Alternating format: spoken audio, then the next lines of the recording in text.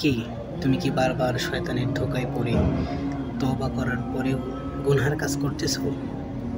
আরে সমস্যা নেই, তোমার রব তোমাকে ক্ষমা করার জন্য প্রস্তুত হয়ে আছেন।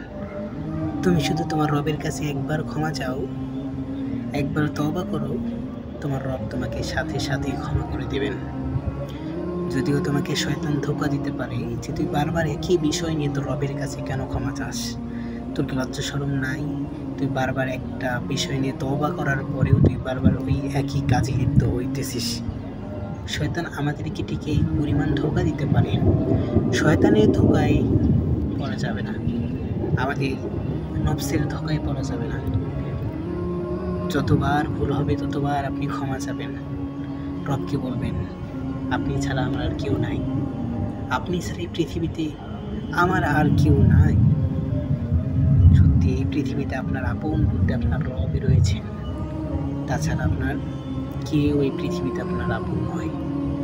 আপনি যতবার শয়তানের ধোকায় পড়ে আপনার রবের নাফরমানি করবেন, রবের সাথে কথা দিয়ে কথা রাখতে পারবেন না, আপনি ক্ষমা চান। আল্লাহ তাআলা তাওবাকারীকে পছন্দ করেন। ক্ষমা চান, আপনি নিশ্চয়ই আপনাকে ক্ষমা করে দিবেন।